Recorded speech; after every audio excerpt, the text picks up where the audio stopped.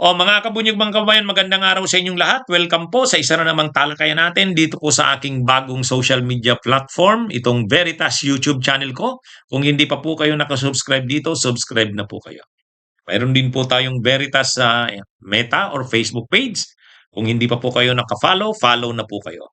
Ang tinatalakay ko po dito, hindi ko pa po natatalakay sa ibang social media platforms ko. Tulad ngayon, pag-usapan nga natin to. Nag-rally sina Defensor sa Cebu. Kasi mayroong ano doon, mayroong parang summit, parang convention, ASEAN Tourism, no? ASEAN Tourism Summit ba 'yan? Oh. Isang malaking pagtitipon ng mga bansa sa Association of Southeast Asian Nations. Ginaganap doon sa Cebu. O ngayon, siyempre nandun yung mga leaders ng ASEAN, gustong ipahiya ng mga DDS si PBBM. Oh, siyempre habang nandun yung mga kinatawan ng iba't ibang bansa sa ASEAN, magrarally sila, o babatikusin nila na si Marcos dapat nang ma-impeach, mag-resign, o ang pang-aaping ginawa daw kay dating Presidente Rodrigo Duterte, yun, lahat. Lahat ng gusto nilang batikos, ano nila doon. O ngayon, nagkakaraba na sila, motorcade. Pagdating doon sa hinarangan na kaagad sila. Galit na galit si Mike Defensor. Sabi ni Mike Defensor, wala na bang karapatan, wala kalayaan sa bansang ito. Mayroon pang inarestong kasamahan nila yung DDS na vlogger sa Cebu, Jun Abenes ba 'yon? Jun Abenes, o yun, inaresto. Sabi nila, wala na nga kaming ginagawang masama, pauwi na nga. Oh, pauwi na tapos aarestuhin nyo pa. Oh, yan ang problema sa kanila. Nung panahon ni Duterte, ganyan din naman ang ginagawa. Bakit nung panahon ang tingin nila okay lang yun? Ay ngayon bigla, tinatamaan din sila ng ganyan. O sasabihin lang ngayon pang-aapi. Yan ang problema sa kanila. Ha? Yan ang problema sa kanila. Nung panahon na ginagawa din niya ni Duterte sa mga nagrarally laban sa kanya, ano yan? La Kaya lang noon kasi, ang mga nagrarally kay Duterte leftist. Kaya yung mga leftist na lumalaban kay Duterte noon, pinapaaresto ni Duterte. Pero hindi naman nila kinukontra kasi tingin nila tama lang yan. Tama lang yan. O ngayon, silang nagrarally. Sasabihin nila ngayon, violation of human rights. O di nararanasan nila ngayon yan. ha? Ito namang si Mike Defensor. Ha?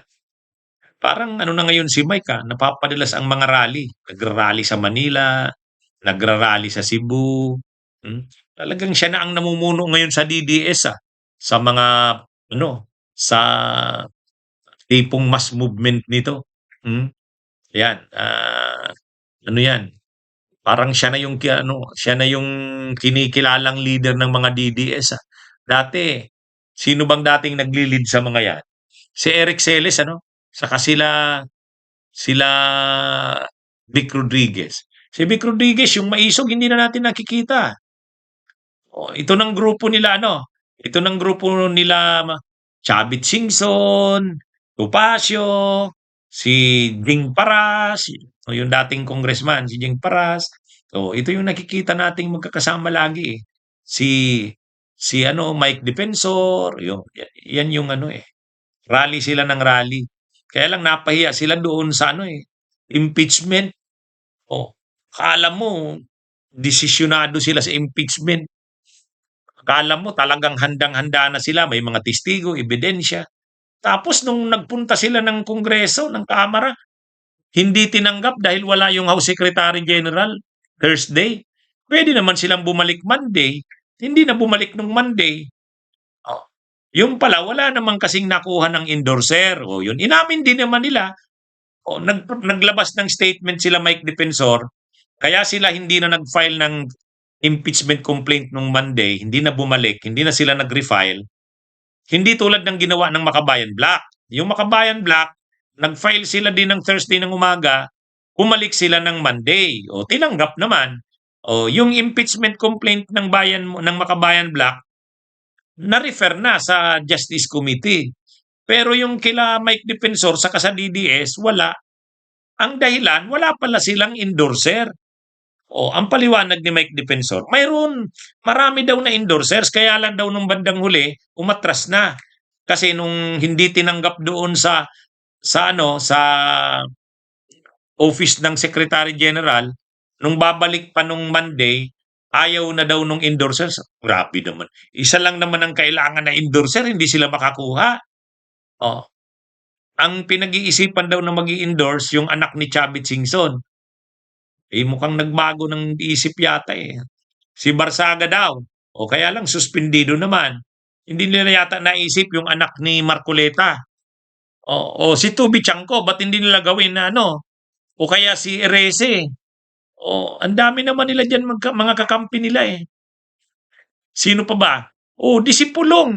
Bakit si Pulong? Hindi. O kaya si Ungab. Di ba?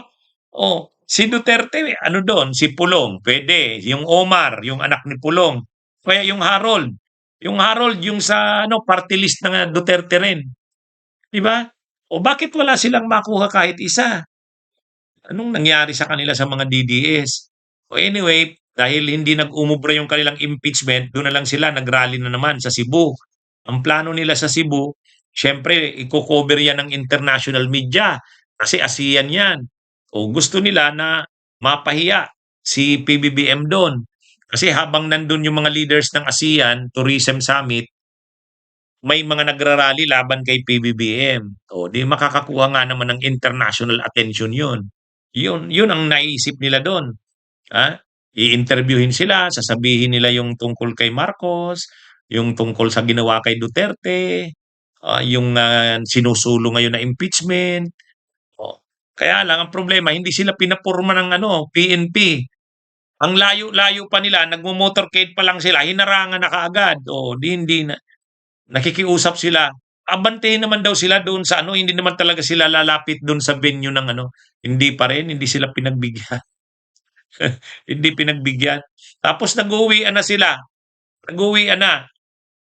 Ano pa rin, inaresto pa rin yung isang leader nila, yung John Obenes. Sabi ni Mike Defensor, bakit inaaresto nyo pa rin yung kasama namin? Pauwi na nga kami.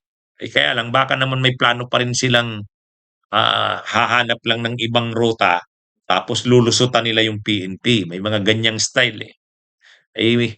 Ang gusto talaga ng PNP sa kanila, magsiuwian na. Dahil mukhang wala pang planong mag-disperse. Inaresto na yung leader, yung John Abenes. Anyway, yan yung nangyari sa Cebu. Tsaka kukunti lang. Kukunti lang.